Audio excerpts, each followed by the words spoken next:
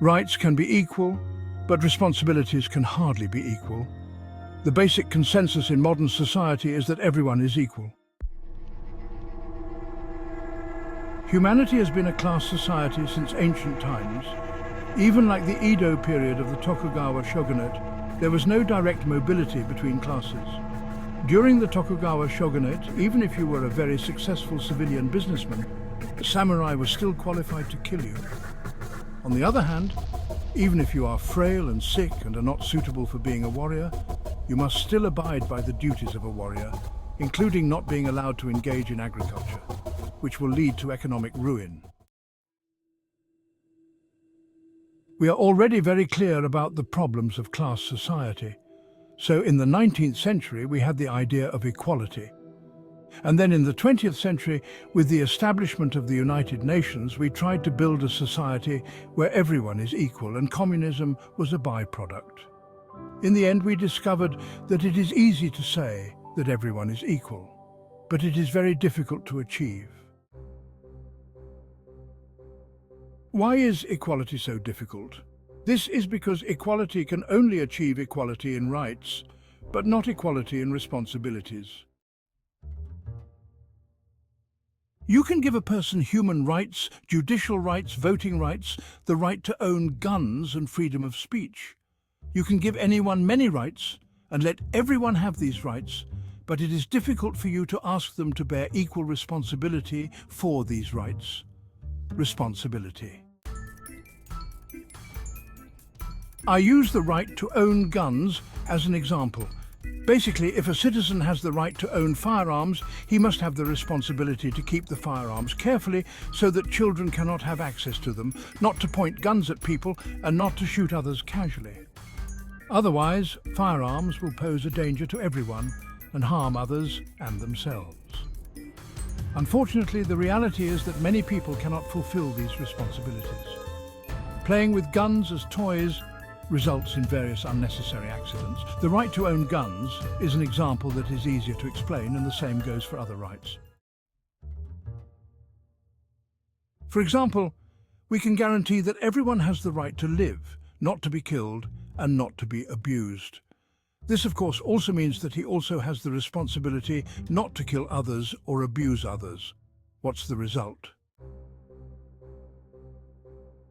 The result, of course, is that someone is killing and abusing others despite not being in charge, but after being arrested, he still has the right to live and the right not to be abused.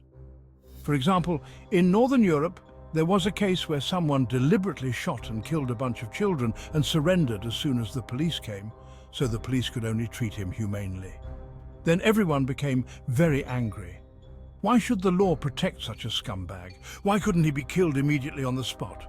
This is the fundamental principle of rights. The system can protect people's rights as much as possible, but there is no way to guarantee that people will bear equal responsibilities. And irresponsible rights will damage the rights of others, and the victims basically have no grievances to complain about. Everyone has the right to protect life and not be killed, but when the murderer murders the victim, his rights are instantly extinguished. Similarly, the same goes for other rights.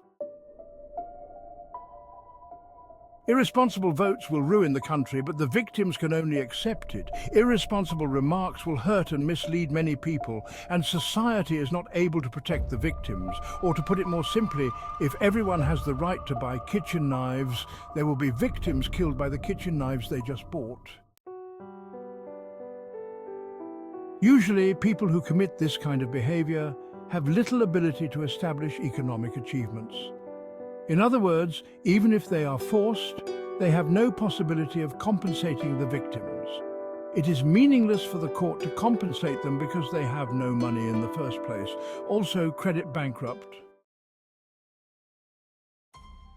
As a result, the development of power has created a large number of invincible people who are incapable of taking responsibility and will not take responsibility and then use their power to harm others. And then, can you prevent this? It is basically completely unstoppable. Now our society always shouts that it all comes from education or the media, but this is just deceiving itself. Now everyone is thrown into compulsory education, which has not changed these people. The truth is, these people are hardwired and cannot be taught, they just do it. The characteristic of these people is that they are stupid and cannot control themselves. If you let them get a knife, they will kill someone with it. Even if they knew they would be sentenced, they did not consider this when doing it. Or even if they did, they could not control their impulses and emotions. For example, in the Xingming special attack a while ago, she would still take out a kitchen knife to attack the policeman who was holding a gun. Then the policeman would draw his gun and threaten him, but he would not stop. He would directly cut the policeman with the knife. Not to mention the death penalty cannot stop this kind of person. Not even the guns in front of them could stop them. As for whether he is mentally ill, it really doesn't matter, because mental illness is just a reason to reduce his criminal responsibility after he commits a crime. As for the victim, he will still suffer, and the crime cannot be stopped. Although prison sentences are a solution, this will only make the cells overcrowded. In the end, it will develop into a situation like California, where, in order to relieve the pressure on the cells, the only way is to let small crimes go uncharged. Or, like Taiwan, try not to prosecute. And then, of course, the crime got even more out of control. When you get to this point, let's not talk about killing them. Then you can only think in another direction. If you can't control people who don't kill people with knives, making them unable to get knives is probably the only way. You can't control people who don't make bombs. We need to control their access to materials. Those who cannot control their own slander and rumors on the internet, we have to make them unable to access the internet, at least unable to post. Then, doesn't this mean restricting citizens' rights? Then, you have to face a question, that is, should you restrict the rights of everyone? Ultimately, you have to restrict the rights of some, but not everyone. And if you do that, you are actually reinventing classes. Human beings are no longer equal. I have the right to vote, but you don't. I have the right to hold a knife, but you don't. I have the right to speak, but you don't. I have the right to take things to make dangerous items, but you don't.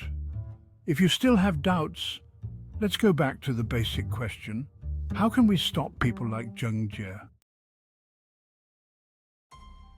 This cruel issue will make you realize that as long as you let him buy a knife and get into a car, things will happen, and all death penalty education and so on are completely ineffective.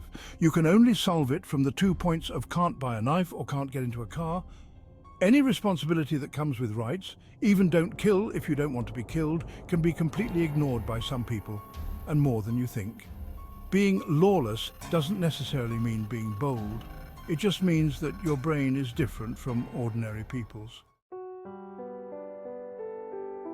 This actually goes back to the initial state of establishing classes and making human beings unequal. That is the only way to prevent social costs from expanding infinitely. The establishment of classes and inequality among human beings was not out of any malicious intent. Such people have always existed in ancient times, often using classes to make managing them easier. The iron chains on slaves' feet are inconceivably inhumane to modern people. People are like cattle and horses. But when facing people like Zheng Jie, if the iron chains are on, the problem you face is not that you kill them. He is who kills you. You will reconsider that the chain actually has a reason for its existence.